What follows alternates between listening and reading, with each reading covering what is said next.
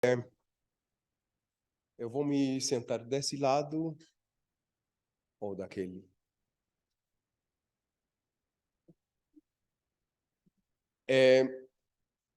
Bom, então vou me fazer desse lado aqui para estar, digamos, um pouco na frente às câmeras mais uma vez.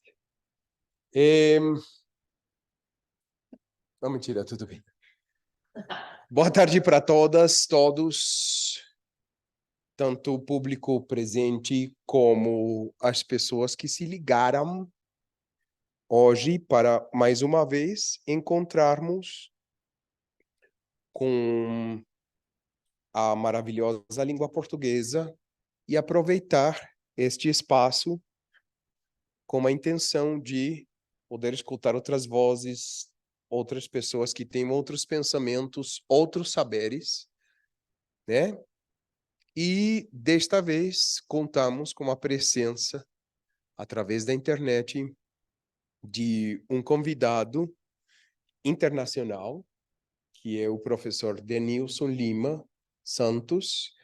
O professor Denilson é, hoje em dia, doutor em literatura. Eu conheci ele faz um tempão, quando eu estava justamente fazendo o doutorado em literatura, em uma conexão Bahia-Colômbia, sim, o que faz que seja um colombaiano, que nem meu também, que me sinto bastante colombaiano. Mas falei para ele que, a partir da sua experiência nessa pesquisa de uma literatura, poderíamos falar de negra também, sim, falasse um pouco sobre literatura e ancestralidade, levando em conta a pesquisa que ele fez, e ele trabalhou dois autores, um brasileiro e um colombiano, mas ele já falará sobre a sua experiência de pesquisa e todas essas questões que têm a ver com a literatura e ancestralidade. Peço também às pessoas que estão conectadas que um pouquinho de paciência, porque parece que temos uns probleminhas de instabilidade de conexão, então possivelmente a gente vai ter, não sei, dificuldades na conexão, mas tomara que desta vez não tenhamos. Agradeço de novo as pessoas conectadas e agradeço muito mais ao professor Denilson pela sua companhia e pela possibilidade de compartilhar tudo que ele já sabe, pesquisou, pensou hoje com vocês, meus estudantes, e as pessoas que estão conectadas também. Então, vamos lá, vamos estar aqui mais ou menos 30, 45 minutos com a intervenção de Denilson. Vamos ter um espaço para as perguntas, tanto de vocês quanto das pessoas conectadas. E é isso. De novo, obrigado pela assistência, presença, disposição. E com vocês, o professor Denilson Lima Santos. Boa tarde para todo mundo. Espero que estejam me escutando bem. O áudio está beleza? Mais ou menos? É porque a gente está com um pouco de estabilidade aqui. Hoje a internet não está colaborando muito. Eu não sei se... Bom, na verdade, a empresa que me fornece a internet me avisou que estava com um pouco de instabilidade hoje, devido a problemas aqui na fiação. Eu espero que vocês estejam me ouvindo bem, para que esse bate-papo seja também muito proveitoso, certo? Eu vou fazer o seguinte, Juan, eu vou falar um pouquinho sobre o Abdias e vou falar um pouquinho também sobre o Zapata Oliveira. Eu só peço um minutinho aqui para eu poder. É que houve um probleminha aqui e eu tentei recuperar o arquivo e recuperei só metade. Aí eu estou tentando fazer só uma abertura aqui, gente. A gente está aqui em casa e aí tem crianças aqui na rua e eles param aqui e vem aqui. Oi, oi, boa noite. De vez em quando vocês vão ouvir voz de criança e gritaria, tá certo?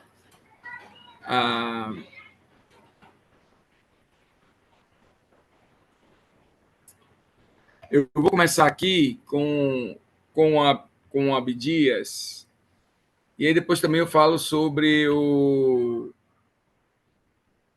sapato de orelha, e como foi esse processo meu de pesquisa quando eu fiz o doutorado, que terminei em 2015, já vai fazer quase 10 anos, né? Na Colômbia, e depois retornei para o Brasil. E foi uma experiência muito boa, porque eu pude conhecer também outras perspectivas da literatura latino-americana, que eu não conhecia, né? Foi uma experiência válida. E também foi um exercício comparativo que eu fiz com dois autores negros, e que no decorrer do caminho eu descobri muito mais coisas do que eu imaginava. Eu pensei, e obviamente, primeiro o processo foi comparar as duas obras, a obra de Changol Gramputas, do Sapato Oliveira, e o teatro Sortilégio 2, aliás, a peça teatral de Abdias Nascimento, o Sortilégio 2, né? Porque ele havia publicado, havia encenado também, o grupo tem, que é o Teatro Experimental do Negro, ainda na década de 50, a primeira peça, que é Sortilégio. Em 58, eles reencenam, ou readaptam a peça, e aí encena como o Sortilégio 2, o Mistério de Zumbi Redivivo. E como era um texto teatral, e o Sapato Oliveira também escreve texto teatral, e eu queria, na verdade, entender como é que a ancestralidade era reescrita na obra dos dois. Em um romance, que em espanhol vocês chamam de novela. Novela, para a gente, tem outra perspectiva aqui, né? Novela é um gênero para a gente, né? De língua portuguesa, né? Seja no Brasil, Portugal, ou nos países africanos que falam língua portuguesa. O gênero novela, para a gente, é uma narrativa que está entre o conto, mais longa, né, mais extensa que o conto, e menor que um romance, né, e apresenta a possibilidade de poucos personagens, geralmente entrelaçado por um evento, né, e no espanhol, novela é o que nós vamos chamar de romance. E o Sapato Oliveira, na língua portuguesa, os Changol Gramputas, é um romance. E o formidável é que, bom, eu soube por um colega, que inclusive é professor na Universidade del Valle, em Cali, que o romance de Sapato Oliveira estava sendo traduzido para o português. Mas até hoje eu não vi publicação, até hoje eu não sei notícia se realmente está traduzido. Em português, todas as vezes que eu falo do Sapato Oliveira, aí eu falo do romance Django El Gran Putas. Aí o pessoal pergunta, poxa, mas como ficaria em português esse título? Eu disse que se eu fosse o tradutor, eu traduziria como Xangô é o cara. Mas se eu quisesse vender muito o livro, né, eu colocaria o título Xangô é fodão. Isso é mais ou menos a ideia que a gente tem de El Gran Putas. Mas a ideia do livro, quando a gente mergulha na narrativa, a gente percebe que vai muito mais além, né, essa perspectiva só do título. A gente que é negro, de ascendência africana, e eu diria também indígena, né, dos povos originários aqui do Brasil, ou da Colômbia, ou de qualquer outro país aqui da América Latina, e que passou por um processo de escravização, de colonização tão terrível e tão tenebroso, que até hoje deixa marcas, né, na nossa mente, né, até nosso modo de ser.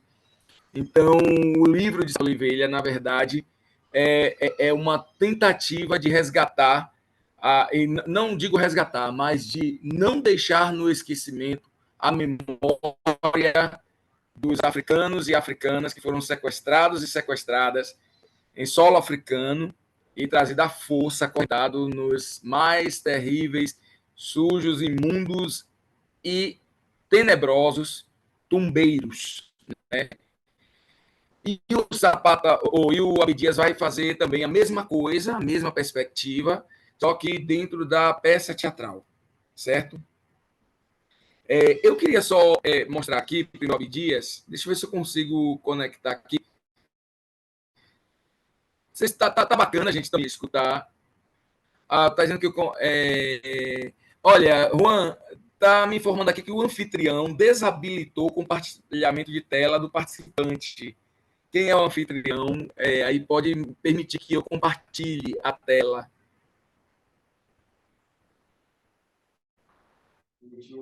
Ok.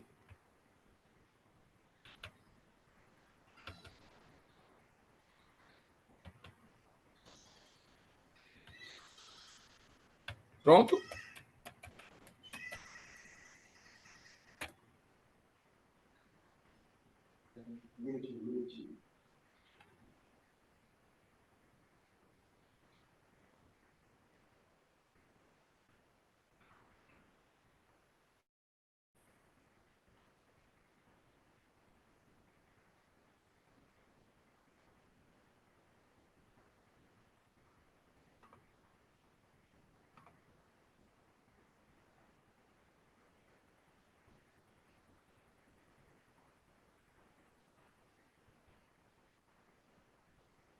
Pronto.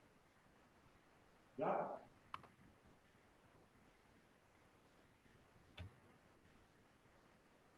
Pronto, já? Pode? Pronto? Sim. Só um minutinho.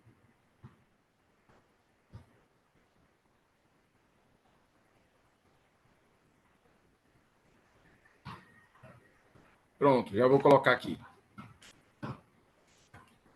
Pronto. Já consegui aqui. Então, vou falar primeiro, pessoal, do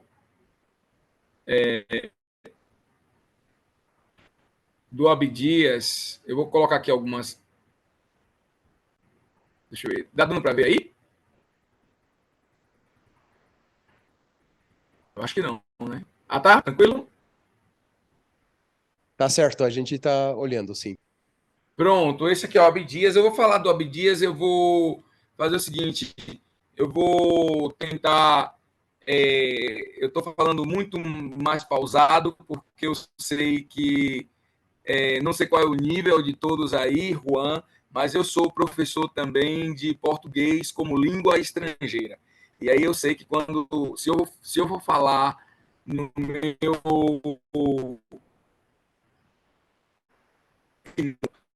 compreenda. Nós aqui da Bahia temos uma maneira, linguagem e no modo de vida bem semelhante aos cartageneiros. Nós somos bem parecidos com Cartagena. Ou no português, quando nós falamos Cartagena. Inclusive, quando eu conheci Cartagena, eu me senti muito na Bahia. Eu me senti em Salvador. A nossa é muito parecida. Eu acho que Cartagena, Salvador e Luanda, em Angola, tem muita semelhança. Claro, a gente sabe que nós aqui, do lado do Atlântico, por conta da colonização. Mas hoje, o modo de vida, a maneira de se comportar lá é muito parecida. Muito parecida. Então, pode abaixar aí o Então, ritmo um pouquinho, sim. Tá? pode que? pode não ser tão veloz, então, por favor. Sim? Porque temos aqui estudantes de português Ah, tá bom. 3 Então você e, bom, mas tem gente mais conectada que também está um pouquinho mais avançada. Só que se você vai falar assim devagar, eu acho que tá ótimo. Beleza? pronto. Eu vou me controlar. Se caso eu começar a falar muito rápido, aí vocês me sinalizam, por favor. Vamos lá. Esse senhor aqui que está apresentando, eu não consigo ver aqui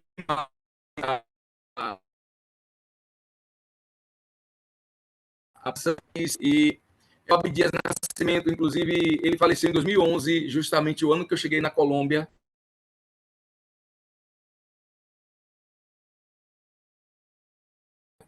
E, na verdade, minha ida à Colômbia, eu sempre digo isso, não fui só desenvolver atividades em uma universidade em Pereira, que era ensino de português para estrangeiros.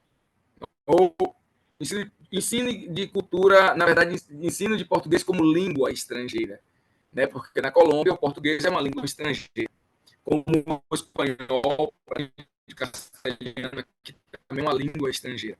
E depois que eu fiz o projeto, já estando na Colômbia, eu já tinha a intenção de fazer o doutorado na perspectiva de comparar os dois autores, porque eu conheci Zapata Oliveira da seguinte forma. Eu gosto muito de falar isso, porque as coisas acontecem na minha vida muito, muito sui generis, como a gente fala, certo? Fale, Juan. Denilson, acho que pode desligar a câmera e com a câmera desligada e você compartilhando a tela, de repente a gente pode escutar melhor você. Beleza? Então desliga a câmera e isso. Pronto. Isso. Ficou melhor agora? Um pouquinho sim, melhorou um pouquinho, sim. Sim. Pronto. Então vamos lá. Primeiro eu participava no mestrado ainda aqui no Brasil. Eu participei de um curso como estudante visitante em outra universidade e conheci um estudante colombiano. Eu não lembro o sobrenome dele, mas era o seu xará, Juan. Ele também se chamava Juan e era de Bogotá. E conversando com ele no intervalo da aula, aí eu disse assim, meu amigo, na Colômbia existe autores ou autoras afrodescendentes, porque eu tenho procurado na internet e não estou achando autores e autoras negros e negras. Ele, claro que tem. Eu vou trazer um material que eu tenho lá em casa e te passo. E ele me trouxe um material que era um suplemento de uma revista e que falava de vários autores negros e negras, como Arnoldo Palacios, o Sapato Oliveira, e o Sapato Oliveira me chamou a atenção. O também. Ai, agora eu esqueci o nome dele, vou lembrar daqui a pouco, ainda do século XIX. Eu vou lembrar daqui a pouco.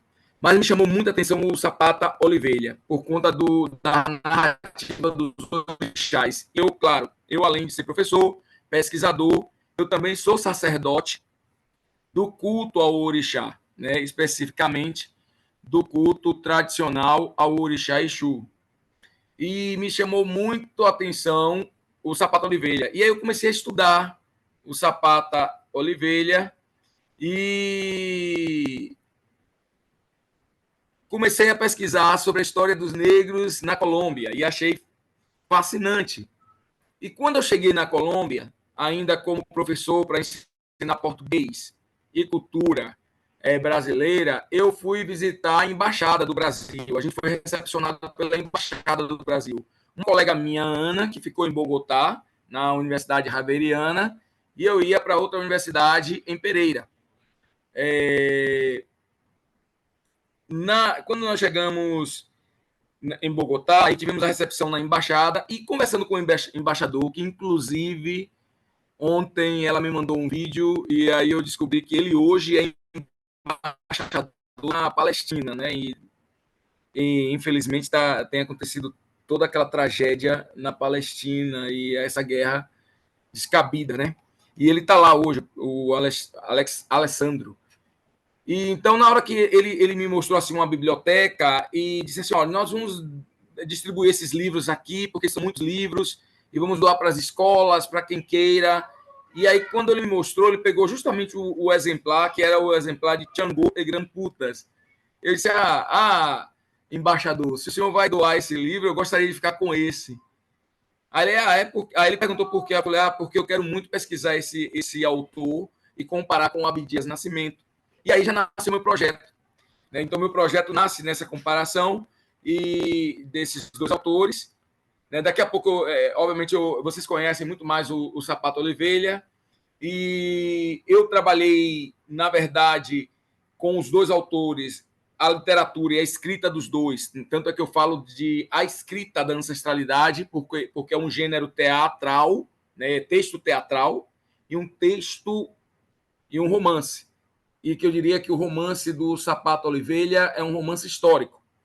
E eu entendo ancestralidade nesse contexto como signos culturais, de manifestações culturais, que são, obviamente, claro, como a minha perspectiva é o povo negro na diáspora, ou seja, o povo africano que chegou até aqui, e como essa dinâmica, né, como esse grupo, ele vai dinamizando e vai assumir, né, hoje nós assumimos essa identidade de africanos ou afrodescendentes nesse contexto aqui, de Brasil, Colômbia, até o Caribe. Bom, isso aí é muito mais complexo, mas eu quis essa perspectiva de ancestralidade a partir de como a cosmogonia africana, sobretudo, aí eu faço um recorte dos povos Yorubá e Banto, mais ou menos da região de onde hoje nós conhecemos como Costa, né, do Ouro, né, ou Costa da Mina, antigamente falando no processo, né, ainda histórico de escravização aqui no Brasil, que são hoje os países como Togo, Benin, Nigéria, que compreende o território iorubano, e que nós chamamos, na nossa religião, de a Iorubalândia, ou seja, todo o território que passa pela fronteira de Nigéria, Togo, Benin, e forma vamos dizer assim, os povos iorubais. Né? A gente sabe que aqueles quadradinhos ali na África foi resultado da Conferência de Berlim, para dividir os territórios africanos entre os europeus. Então, os povos iorubás conseguem, né, tem povo iorubá tanto na Nigéria como tem no Togo, certo? E os bantos, justamente os povos que compreendem ali Congo e, sobretudo, para nós aqui no Brasil, os do país Angola. Tanto é que nas tradições religiosas aqui no Brasil, quando você é da tradição iorubá, você diz que você é da tradição Queto.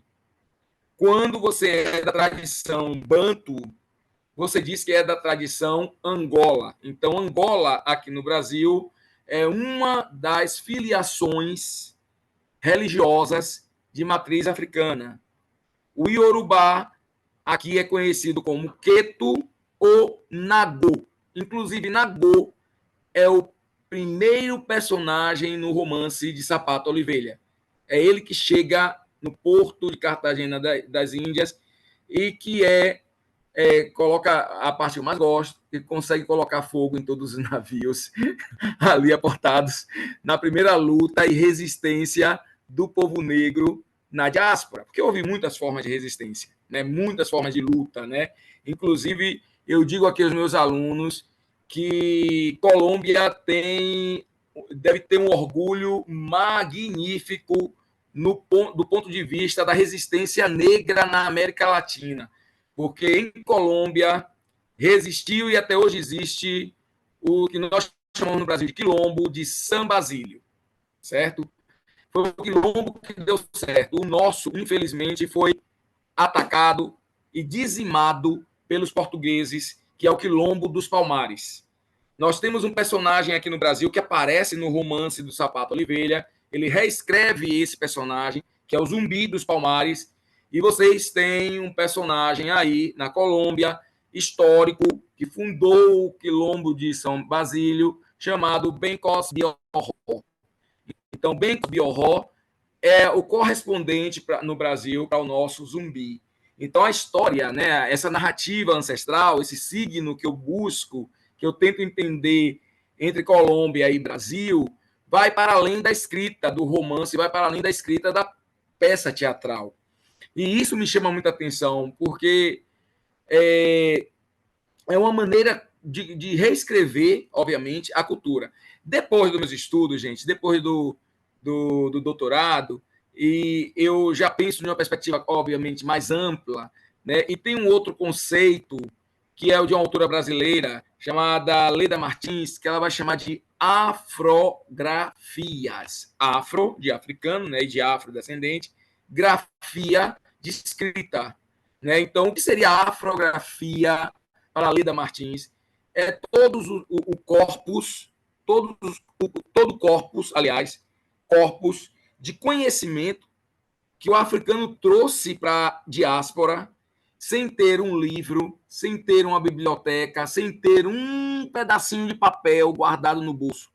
Todo o conhecimento veio no seu corpo. Tanto é que ela fala corpus e corpo, porque é na dança, é na oralidade, é na história contada no terreiro, é na história contada na escola, que foi se reescrevendo as histórias dos povos africanos no Brasil. Né? Então, o que acontece? Toda essa maneira de reescrever a ancestralidade, a gente encontra também nesses autores. Né? E, especificamente, aqui como eu estou apresentando para vocês, bom, deixa eu pular essa parte aqui do território. Bom, aí o professor Eduardo Oliveira, ele vai dizer assim, ó, a ancestralidade é uma categoria de relação, no que vale o princípio da coletividade, pois não há ancestralidade sem alteridade. Pessoal, quando eu falo em ancestralidade, eu falo em coletividade. Em coletividade, sabe? Não existe uma perspectiva da gente pensar a nossa ancestralidade se não for no coletivo, se não for na comunidade. E isso é muito visível na escrita do Sapato Oliveira e do Abdias. Tanto é que personagem após personagens vão reescrevendo a história dos seus antepassados. E isso é ancestralidade. Né? A própria maneira como entender o mundo, como se entende o mundo, é um princípio coletivo dentro da cosmogonia africana, e eu diria que afrodiaspórica. Quando eu falar em afrodiaspórica, eu estou falando dos africanos e os descendentes do afrodescendentes aqui no Brasil, na Colômbia e no Panamá e no Caribe. Eu estudo muito mais Colômbia e Panamá por conta dos autores, e depois, no finalzinho, eu falo de um terceiro autor que hoje eu pesquiso, né, para além dessa pesquisa que eu fiz no doutorado. Bom, deixa eu avançar aqui só um minutinho, que eu quero falar também sobre o Zapata. Bom, aí a gente tem, na escrita de Abdias Nascimento, uma questão racial, um processo criativo de escrita política. O Abdias, gente, foi tão importante para a gente aqui no Brasil, mas tão importante, que ele não foi só um militante do movimento negro, sabe? Ele conseguiu, se hoje no Brasil, nós, todos os filhos e filhas de negros e negras, temos acesso à universidade, a gente deve também muito à luta do Abdias, aqui, politicamente falando, porque ele chegou a ser senador da República. Ele foi senador da República e propôs muitos projetos de políticas públicas para a população negra e indígena. Então, a gente tem muito hoje, muita dívida com ele, sabe? A gente deve muito, porque foi um homem político, né? Um intelectual que conseguiu, nas adversidades, preso 2 vezes politicamente, ainda no governo de Getúlio Vargas, e ele foi exilado. E na segunda vez ele preferiu se autoexilar, que foi na ditadura civil-militar do Brasil, de 64 a 85. ele se exila nos Estados Unidos e continua produzindo, continua escrevendo e lutando. Tanto é que no encontro do pan-africanista de 78, ele é proibido pelo governo brasileiro e é retido o passaporte dele, e ele não pode ir representando o Brasil no Senegal. Ele vai representando os Estados Unidos, né? E aí vai denunciar a violência que estava acontecendo no Brasil na década de 70, né? No período que a gente chama de o período de ferro, né? De muita violência instituída pelo Estado brasileiro, que a partir né, dos militares que tinham tomado o governo a partir de um golpe, e até hoje tem gente que desapareceu e não sabemos onde estão, os desaparecidos. Né? Então, assim, o Abdias ele consegue, apesar dessas adversidades, exercer um papel de intelectual orgânico, né? Assim como fala o Gramsci e o Paulo Freire, né? Ele consegue pensar a sua comunidade. Isso é tão fabuloso, porque o projeto dele do teatro experimental vai mostrar isso. Ele era um homem de prática, né? Ele era um homem de prática. A gente vai chegar lá. Aí, antes, só mostrar para vocês, não sei se dá para ver completamente, deixa eu aumentar um pouquinho aqui, mas aí eu explico. Opa, passou. É uma tabela que eu consegui fazer a partir das leituras de dois autores, o Eduardo Oliveira, e a professora Joana Elben Santos, que estuda a ancestralidade. O Eduardo mostra no livro como é representado a ideia cosmogônica dos bantus, dos povos bantu. A gente tem Nizambi, o Zabiapungo, o Mulunga, o Uncululu, que seria o supremo criador. É ele que cria todos os seres. Depois nós temos na hierarquia os fundadores dos primeiros clãs humanos. Depois a gente vem os fundadores dos grupos primitivos, os heróis civilizadores, aqueles que vão começar a constituir os povos bantu, os espíritos tutelares e os gênios da natureza, os antepassados qualificados, né, aqueles antepassados que viveram aqui com a gente, mas eles são de uma, vamos dizer assim, de uma perspectiva e de uma prática na vida de tão superior que eles conseguem serem seres espirituais, vamos chamar assim.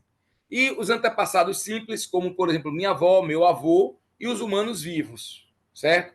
Essa é a ideia bantu, de ancestralidade na perspectiva cosmogônica e teogônica, né, dos deuses, né? E diferente de nós ocidentais, né, na perspectiva iorubá e banto, não há uma separação entre esse mundo e o mundo espiritual, como temos na tradição cristã, a terra e o céu, o paraíso, não.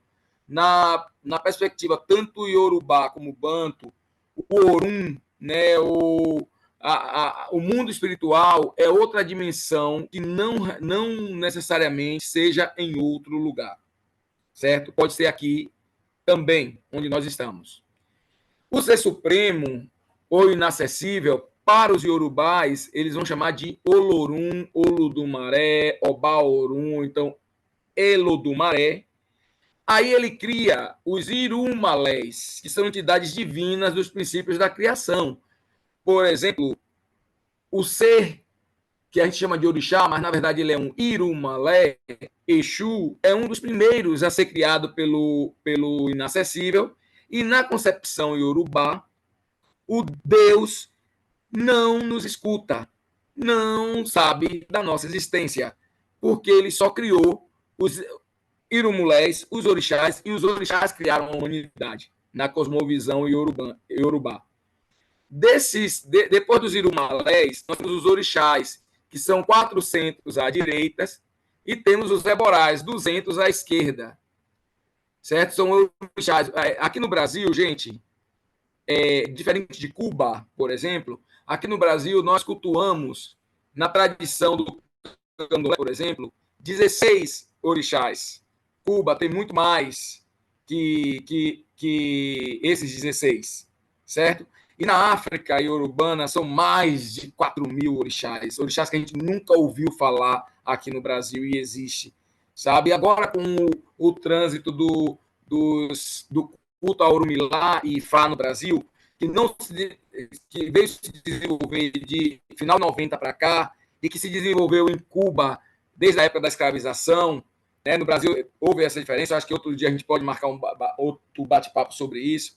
Então, hoje, com o culto a Ifá, a gente percebe que tem muito mais deuses urbanos do que o que a gente imaginava. Aqui no Brasil, nós só conseguimos cultuar 16, né? Nos candomblés da Bahia, do Brasil como um todo, certo?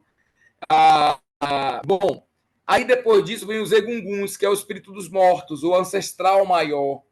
Aí vem os ancestrais, que são, por exemplo, nossos pais, avós que já faleceram, e aí vem o ser humano, né? A professora Elben dos Santos, que coloca no seu livro, e eu fiz esse esquema para a gente entender, então, por que na peça Sortilégio 2 aparece a reescrita dos orixás numa perspectiva de entender também a luta do povo negro no Brasil.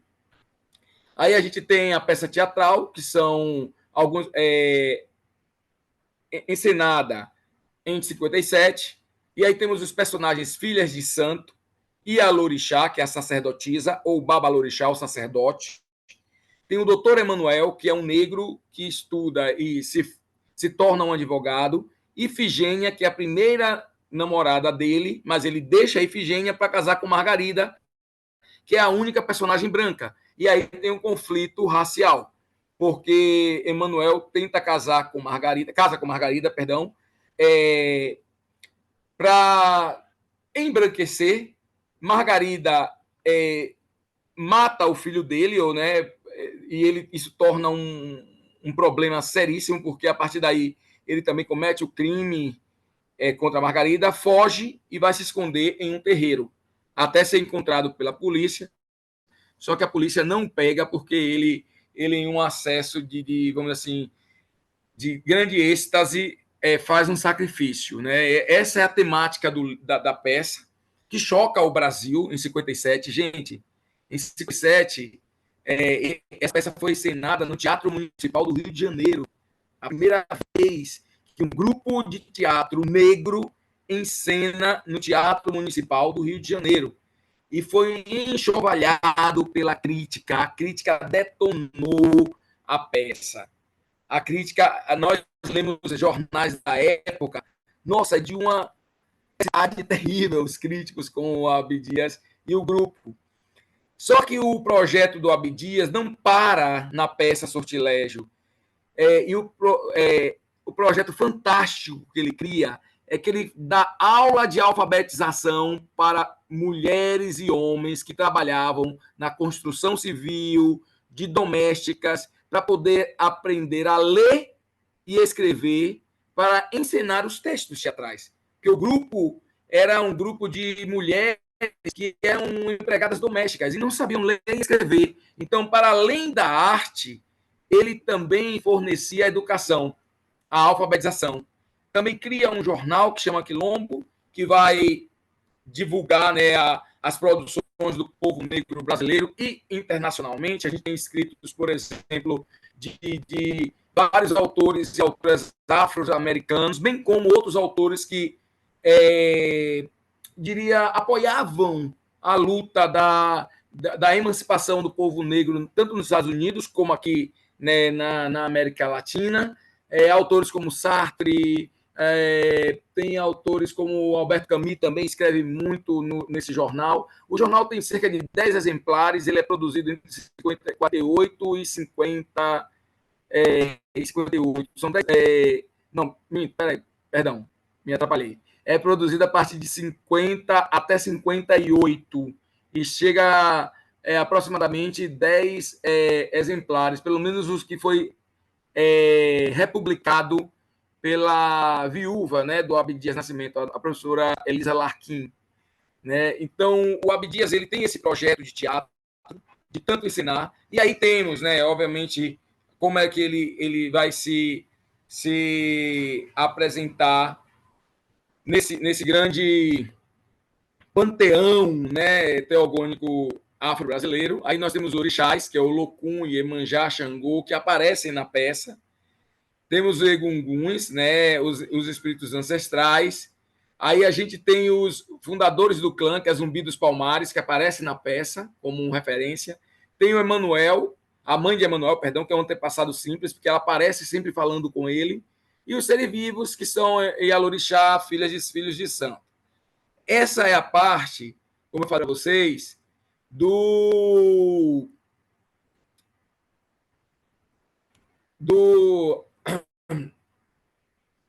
Abdias. Deixa eu mostrar para vocês aqui. Só um minutinho.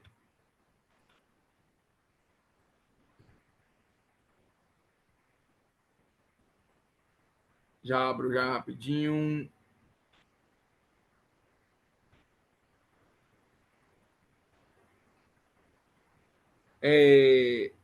A parte que aparece também, uma parte do texto está em espanhol, gente. Eu não fiz a tradução para o português.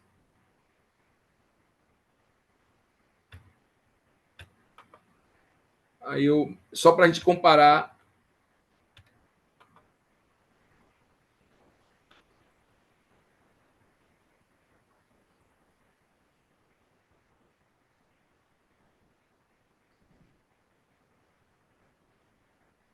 Já.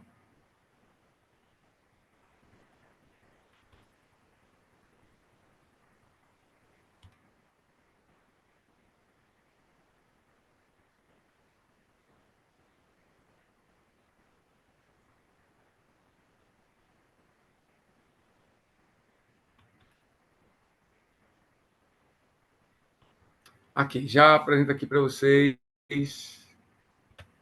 Esse aqui. Deixa eu parar aqui Bom, o compartilhamento e vou compartilhar.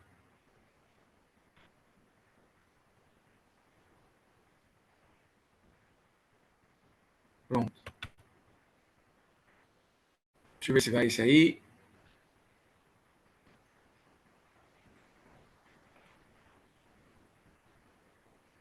Conseguem ver aí? Consegue, Juan? Certinho? Pronto. Beleza, obrigado. Só, então, aqui, vocês obviamente já conhecem o nosso queridíssimo Sapato Oliveira. Ele morre um pouco bem antes, né, do que é o Abdias, e aí eu disse que eu ia falar uma coisinha que hoje eu pesquiso, para além do Sapato Oliveira e do Abdias, eu pesquiso um outro autor chamado Gerardo Maloney, porque nos meus estudos aí na Colômbia, eu descobri que tanto o Abdias como o Gerardo e o Sapato Oliveira, eles se conheceram e participaram de 3 congressos das culturas negras nas Américas. O primeiro congresso foi em 76, 78, agora me atrapalhei. Parece que 78 78, não, 76 em Cali, e o presidente foi Sapato Oliveira. Eu acredito que em 1978, aconteceu o congresso no Panamá, na cidade do Panamá, e o presidente foi o Gerardo, e em 80 aconteceu no Brasil, na Unicamp, e o presidente foi o Abdias Nascimento. Aí hoje eu pesquiso a rede intelectual na América Latina a partir desses 3 autores. Né? Aí eu fui para os ensaios deles, né? E os ensaios, sobretudo os ensaios que eu vou chamar de políticos, né? Porque eu compreendo a dimensão dos congressos que eles participam e promovem como um espaço de rede intelectual negra. Né? É um projeto que a gente está terminando agora, financiado pela CNPq, que é a CNPq é como do Ministério da... Mas acho que a CNPq para a gente é mais ou menos como tem aí na Colômbia a Colciências. Me parece que como semelhante. Né? É uma agência do governo para financiamento de pesquisa. Então, bom, Sapato Oliveira, aí deixa eu passar aqui essa dimensão também, como é que o Sapato Oliveira vai criar os personagens.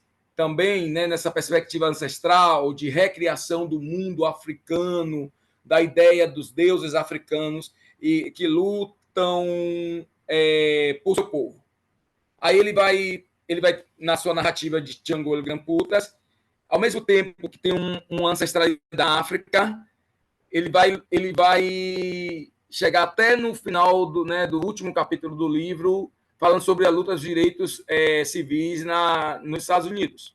E aí tem vários personagens no romance, desde os orixás, né, que nós chamamos orichas, Nagô, Ben Cosby Horror, José Morelos, Simão Bolívar, François Dominique Toussaint Louverture, né, o grande libertário do Haiti, Zumbi dos Palmares e Agnes Brown, que é justamente uma protestante que reconhece a sua ancestralidade também na luta pelos direitos civis nos Estados Unidos.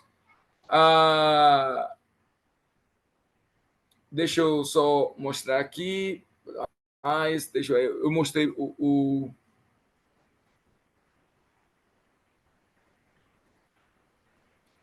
aquele quadro. Sim, sim. E aí, eu não sei se vai passar aí, se vai tocar aí, mas eu vou tentar aqui ver se sair o som. Aí eu digo então como é que na minha perspectiva que os conhecimentos africanos eles são reelaborados aqui na diáspora. E, gente, olha, sabe o que me chamou muito a atenção no Sapato Oliveira? É que ele escreveu o romance com uma propriedade sobre os orixás que a gente pensa que ele era iniciado, e ele não era iniciado na religião dos orixás. Então ele foi muito, mas muito, muito, muito sagaz, muito, como a gente diz aqui, né, no Brasil, no Rio de Janeiro, muito esperto, né, muito esperto. Ele foi muito inteligente de ter, assim, sabe, de pesquisar, de conhecer pessoas, ouvir as narrativas e transformar aquele conhecimento na história dos filhos de Xangô nas Américas. Então, assim, aquilo me chamava a atenção. Eu falei, nossa, ele sabe de coisas que a gente aprende no terreiro, lá dentro, sabe? Com nossos pais e nossas mães, lá contando a história pra gente. E ele sabe disso. Como é que ele conseguiu isso? Então, ele se iniciou. Aí eu fui pesquisar e ele não tinha iniciação em santeria, nem no candomblé, nem nenhuma religião de matriz africana, mas ele tinha a sua consciência ancestral. Né? Isso aí não tinha dúvida. Então, um exemplo que eu dou, né, inclusive na tese, é sobre essa musiquinha aqui. Deixa eu ver se ela toca.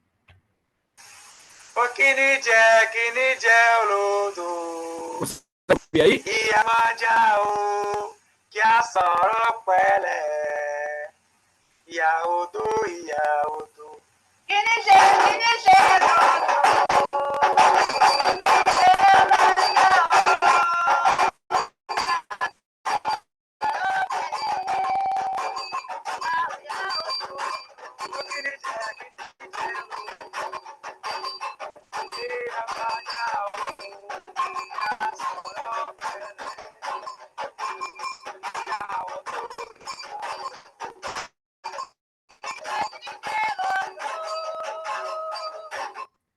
Olha, eles estão cantando em Yorubá. Deixa eu só rapidamente contar a historiazinha desse material.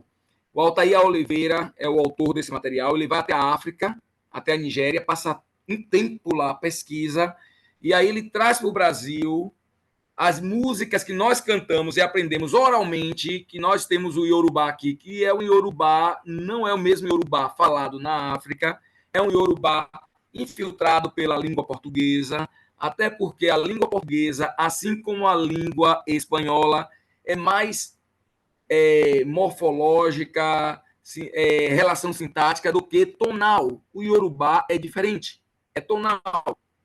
Tem uma coisinha que eu sempre brinco, eu falo com os meus estudantes brasileiros que, por exemplo, para os hispanos hablantes, tem uma dificuldade no início de saber a diferença entre seca e seca. Seca e seca.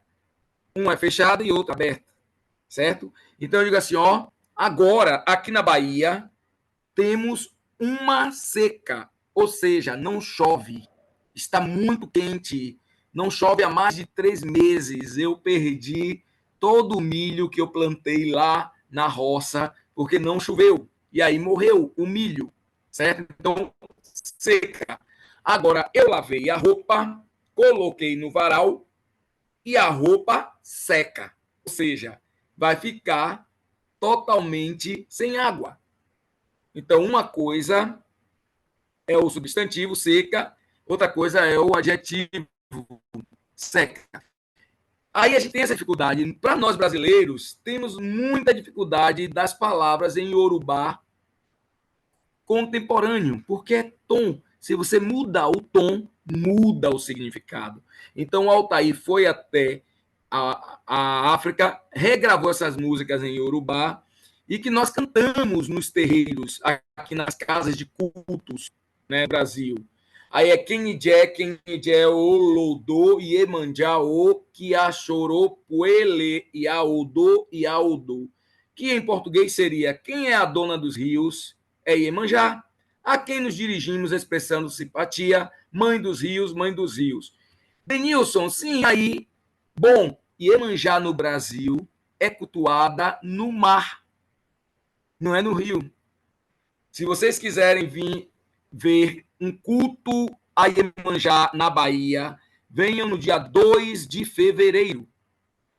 2 de fevereiro, a Praia do Rio Vermelho, em Salvador, fica cheia de gente, todo mundo usando branco, com flores e rosas brancas, jogando ao mar, dando presente à rainha do mar.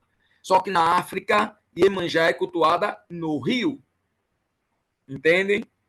Aí hoje a gente sabe que houve uma, eu chamo de transculturação, né? Uma das minhas avaliadoras da banca não gostou disso, quase me reprova, que ela não gosta dos termos transculturação. Houve uma transculturação. Na África, o orixá cultuado no mar é Olokun, que para a gente é pai de Iemanjá, e Adjê, que é irmã de Iemanjá. No Brasil, nós não temos culto ao Olokun e nem culto a Adjê no candomblé. Nós cultuamos Iemanjá. E onde cultuamos? No mar. Inclusive, no dia 10 de dezembro, aqui no terreiro, onde eu sou sorte, a gente vai colocar o presente de Iemanjá no mar. Então, é uma tradição que a gente segue. Isso é a relação de África com o Brasil que se transforma. Lembra que eu falei para vocês sobre afrografias? É o que o Sapato Oliveira fez no romance, é o que o Abdias fez na peça. Reescreveram a tradição. Aí só aqui uma vez. Eita, Juan, eu estava preocupado com o horário, hein? Ainda estou com tempo aí, Juan? Estou, né?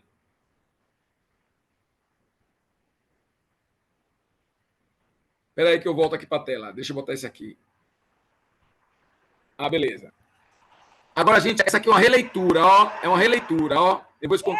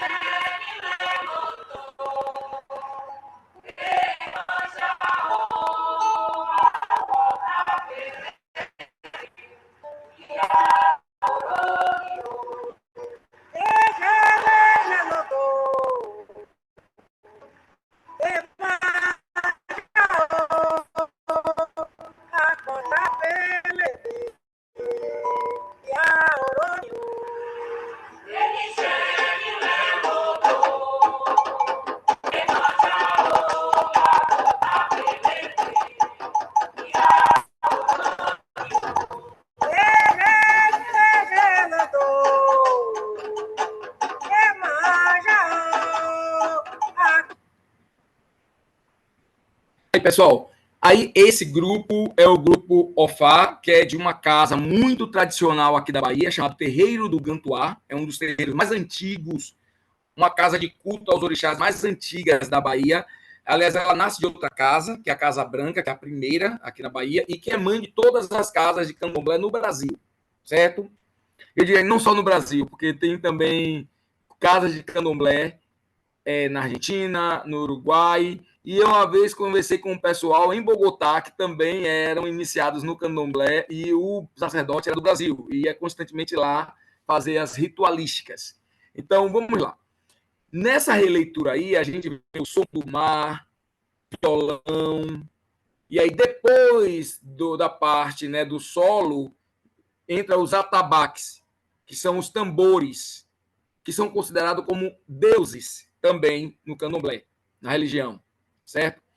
Aí essa releitura já é, claro, obviamente, mais artística, é um grupo que grava músicas nacionais, um disco ainda na década de 80, não, final de 80 para 90, e faz muito sucesso, certo? Aqui entre sobretudo os baianos, né?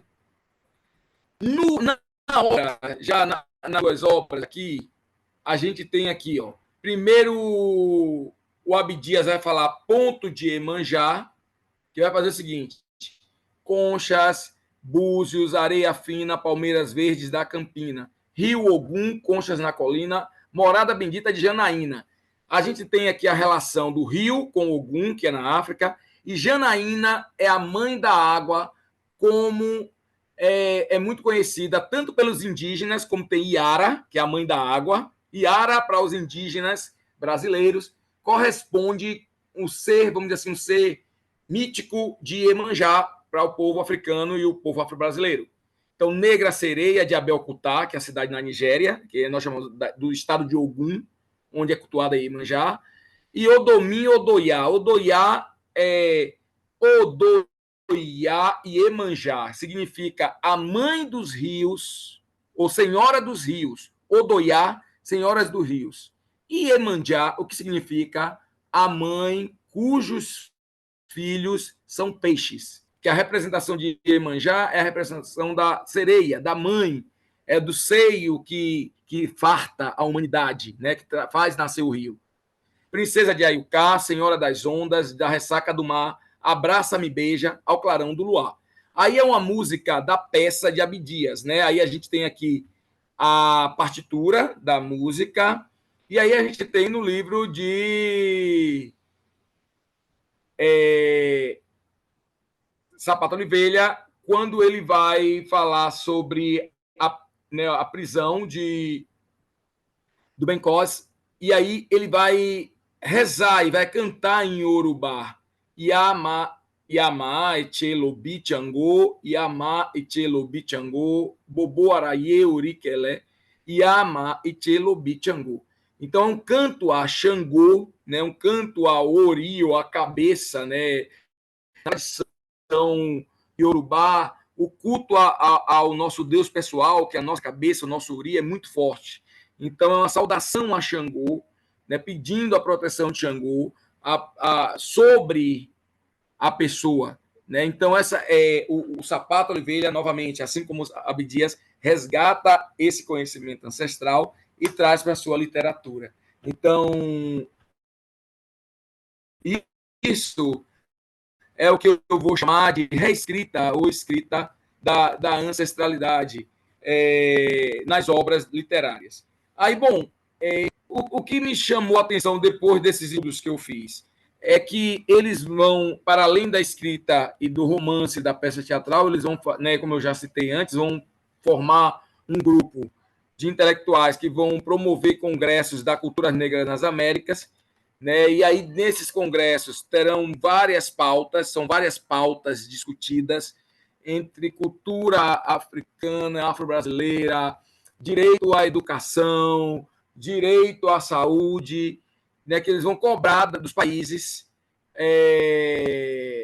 eu diria, aqui no nosso caso, latino-americanos, todos nós latino-americanos, certo? E aí, a partir disso, é que eu começo a pesquisar agora outra perspectiva, a perspectiva de como eles escrevem um ensaio.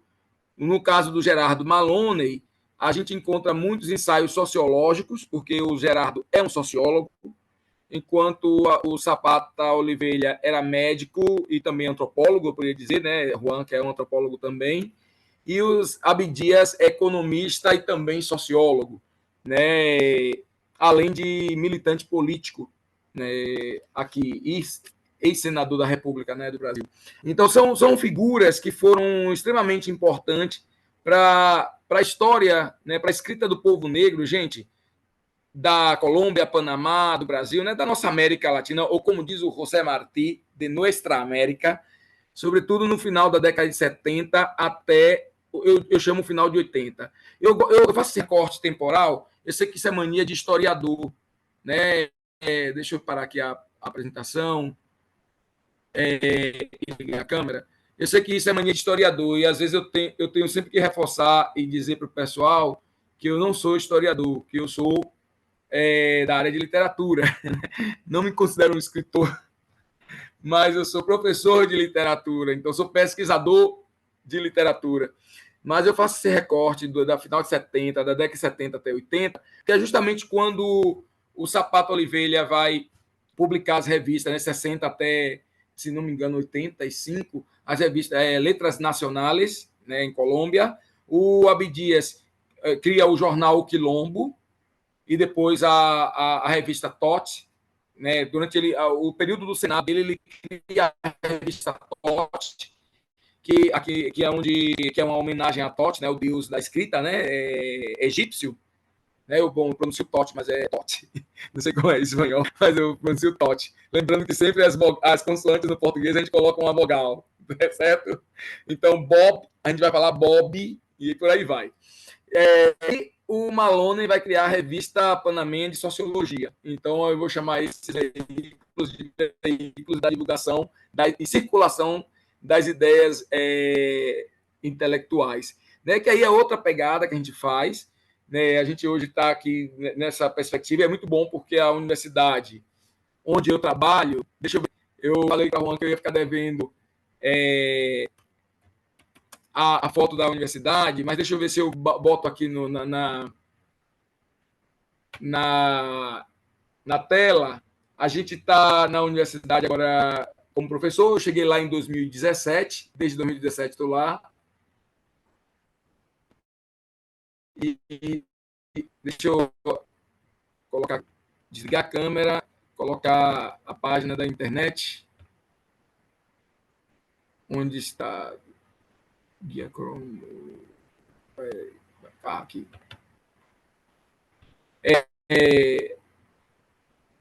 A universidade onde nós trabalhamos é uma universidade pública, federal. Ela eu diria que a Unilab, o nosso campus é no Ceará. Nós, se fosse comparar com uma universidade assim, em termos de porte, na Colômbia e universidade pública, seria mais ou menos como não sei se você conhece, mas vocês devem conhecer a Universidade Tecnológica de Pereira. É mais ou menos assim no sentido de poste, sabe, de representação na Colômbia. Mas é uma universidade federal, sabe, criada no governo Lula, ainda em 2010, no ano de 2010.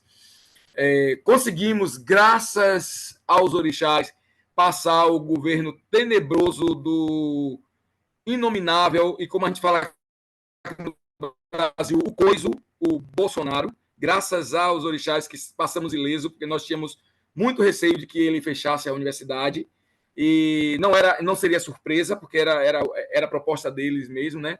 Mas agora retomamos, é outro momento. A gente tem aqui é o nosso campus, a sede é em outro estado, no Ceará.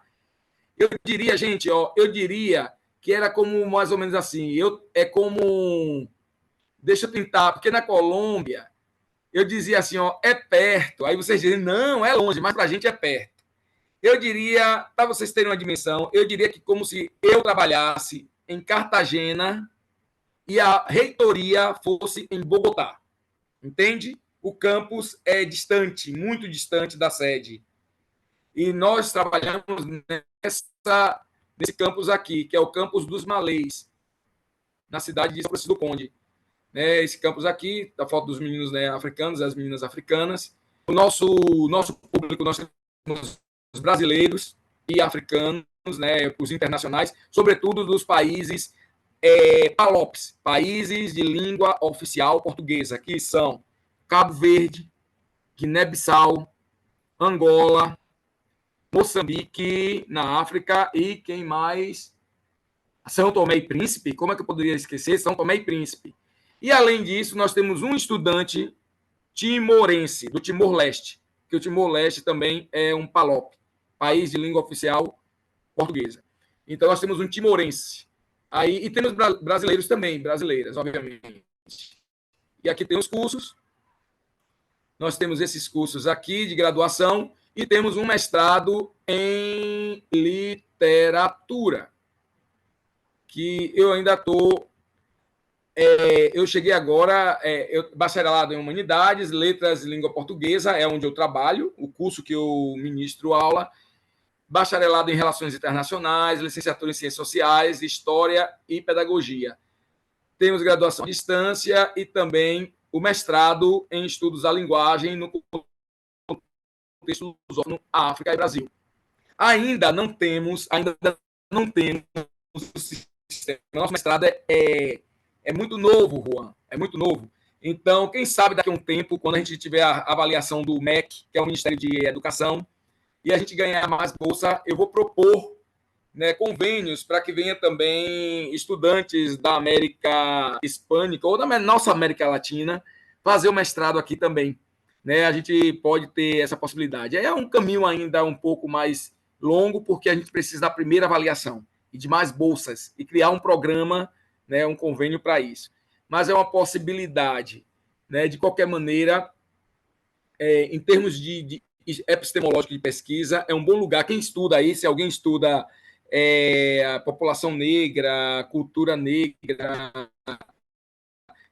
colombiana, brasileira, peruana, é um bom centro de estudos para a gente poder desenvolver pesquisa e diálogos sobre esse tema, certo? Bom, pessoal, eu espero que vocês tenham me entendido muito bem. Desculpa aí às vezes eu me empolgo e saio falando muito. É isso. Pronto. Agora vamos bater o papo. Vamos bater o papo. Obrigado aí, Denilson, por se empolgar. Claro, tudo bem. Mas isso já, e precisamos ver você, certo? Tudo bem. Sei lá se alguém dessa parte da internet tiver uma pergunta, mas deixaram uma mensagem aí da professora Marta Foi. Pulido, Obrigada. Marta certo? Lucia. Sim, a professora Marta Pulido, que infelizmente Desculpe, devo teve me que ausentar. sim, a Isso. professora Marta Eu Pulido, tenho que sair. infelizmente teve que sair, mas sei lá se alguém da internet que estiver ligada ou ligado quiser fazer uma pergunta, ou se alguém de vocês aqui do público quer fazer alguma pergunta ou algum comentário para o professor Denilson.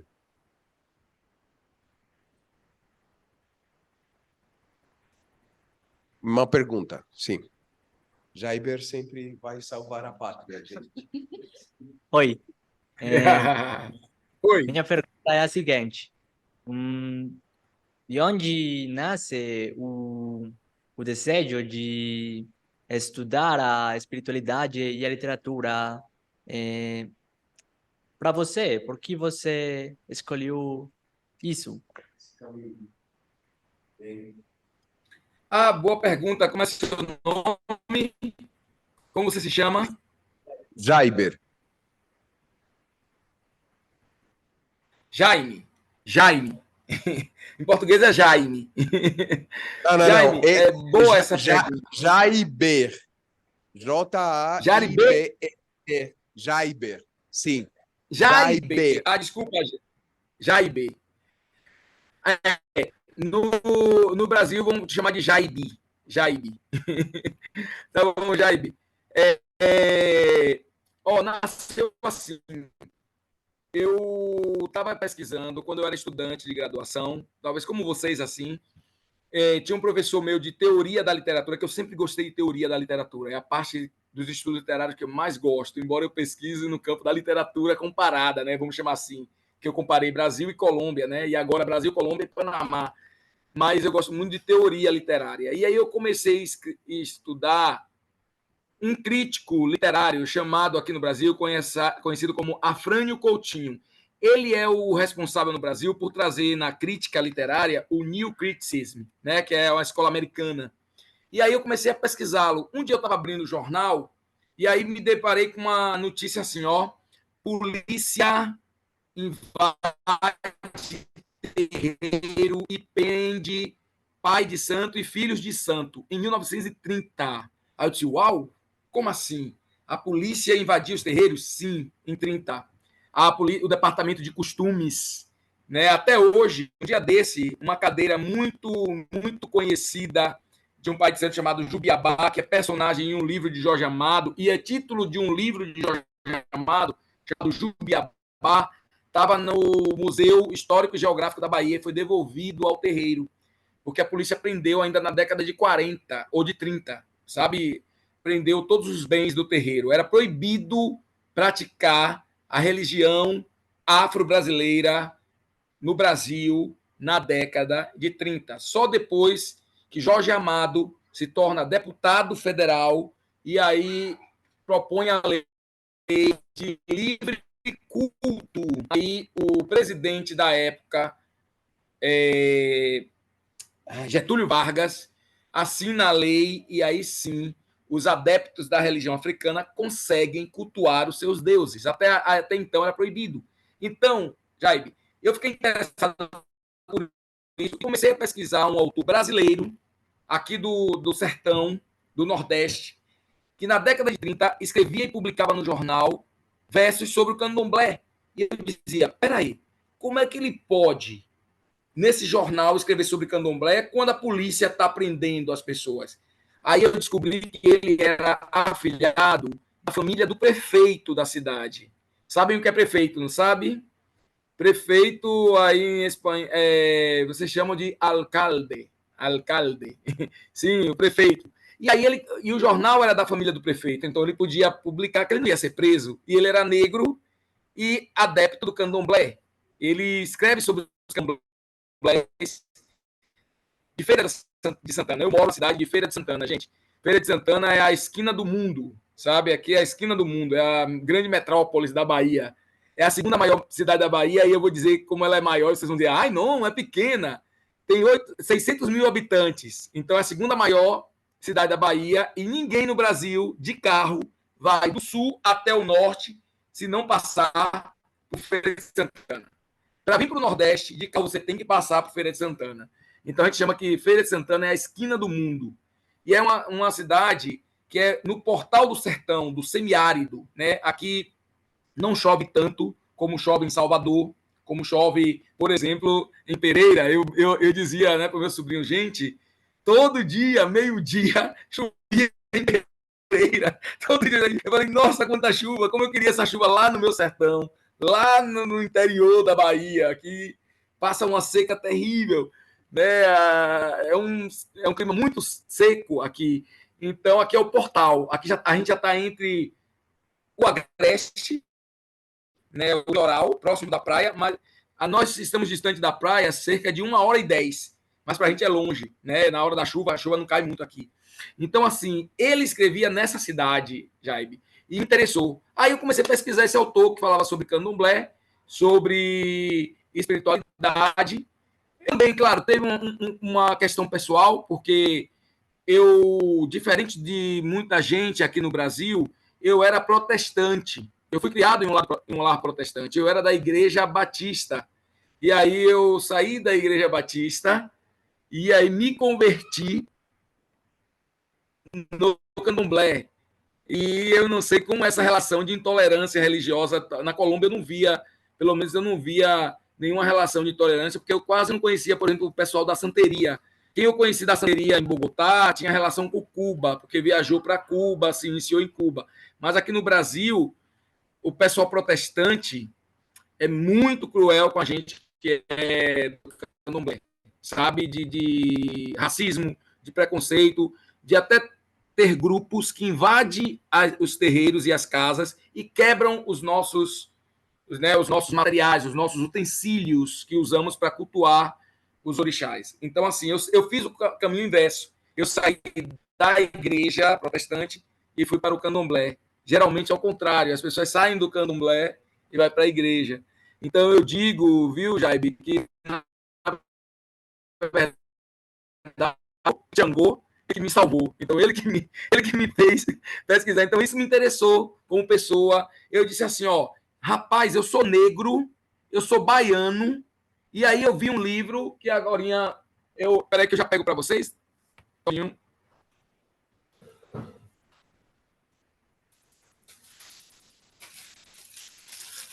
Esse livro aqui, ó, eu gosto de mostrar ele, já que eu gosto muito de falar sobre essa minha experiência.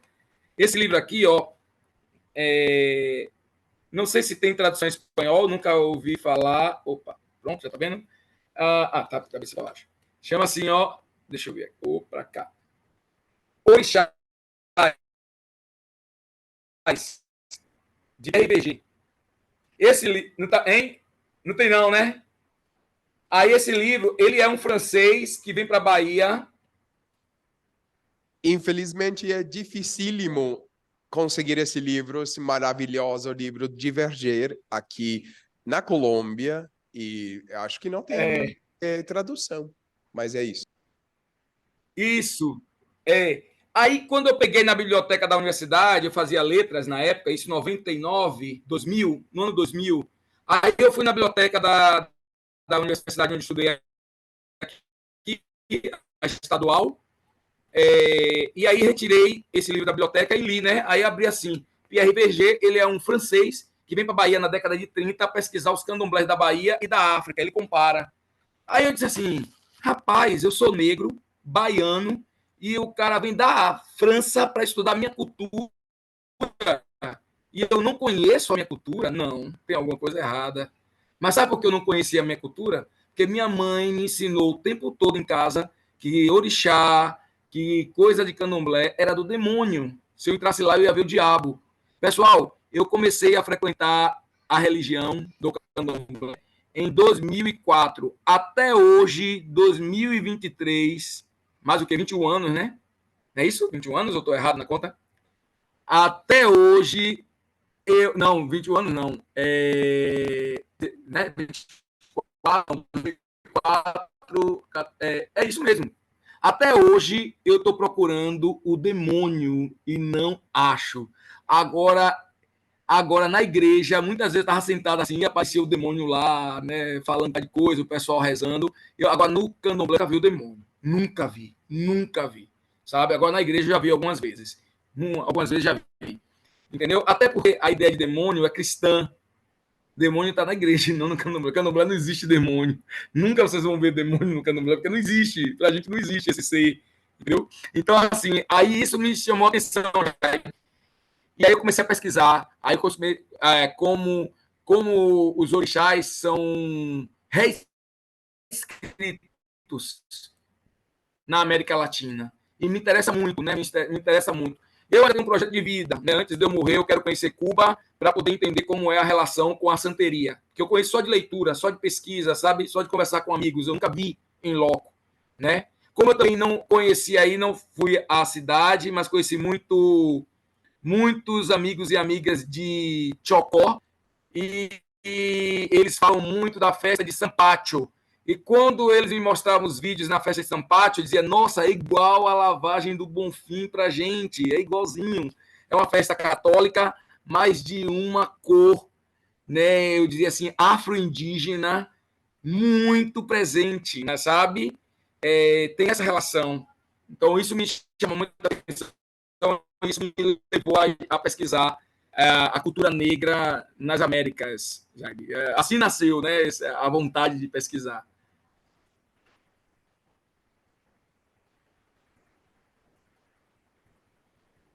Muito obrigado, muito interessante o seu caminho para chegar até onde está agora.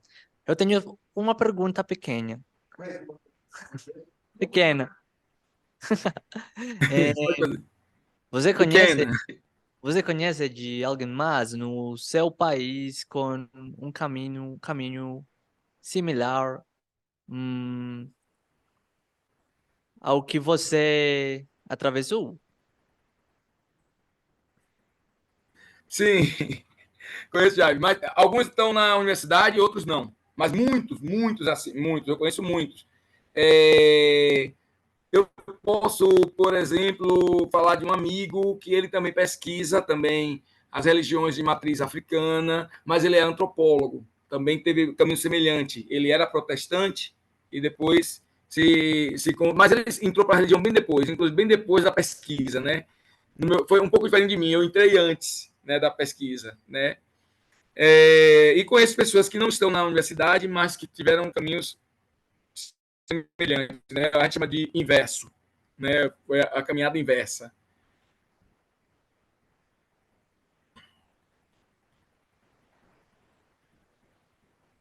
De repente, alguém que estiver no bate-papo aí, na internet, quer fazer alguma pergunta, lembre que pode escrever a pergunta caso tiverem perguntas. Sim, vamos dar aí um minutinho, se por acaso alguém do bate-papo tem alguma pergunta.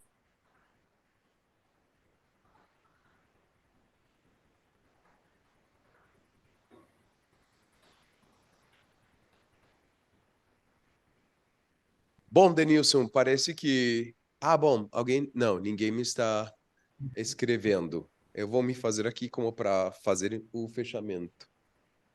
Ah, não, dá para ver, sim. Bom,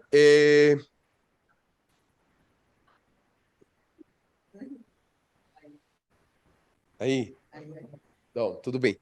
Então, gente, vamos fechando aqui. Eu quero agradecer o professor Denilson de novo pela disposição, o tempo. Infelizmente, a instabilidade às vezes não deu certo, mas eu pediria para Denilson que o ano que vem, com mais tempo e tal, e melhor serviço da internet, a gente possa, de repente, contar mais uma vez com uma presença. Agradeço de novo muito você, Denilson, certo? Achei para você aí nos seus caminhos e tudo mais. Axé para todo mundo. Agradeço aos estudantes de novo por estar aqui, aguentarem, prestar atenção e tudo mais. Agradeço as pessoas que estão conectadas. Isto vai ficar gravado, então já sabem que depois, se tiverem algum tempinho, peço para Denilson se de repente pode deixar aí no bate-papo o seu correio eletrônico, caso alguém quiser Sim, entrar em sim. contato com você, certo? De perguntar alguma coisa, ou de repente você possa compartilhar material, porque eu vi alguns estudantes dizendo sim, como, ai, sim, que interessante, que bacana, certo? Então, como você sabe, aqui tem alguma gente que sofre de pânico cênico, certo? De repente, depois, você pode entrar em contato aí com lá os estudantes.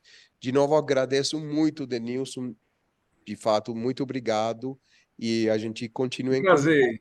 certo? A gente continua em contato, espero, para aí, de repente, depois falar algumas coisinhas para trilhar esse caminho entre Colômbia, Bahia, Latinoamérica, o mundo e o cosmos, certo? Obrigado, Eu que Denilson. agradeço. Muito obrigado. Obrigado também. Bom, então é isso, gente. Obrigado, Denilson. Tchau, tchau. Tchau. Tchau. Ah, Tchau, tchau. tchau, tchau, tchau, tchau. Boa sorte. Tchau. Obrigado a gente Tchau, ligada. Tchau, tchau. Falou. É nóis.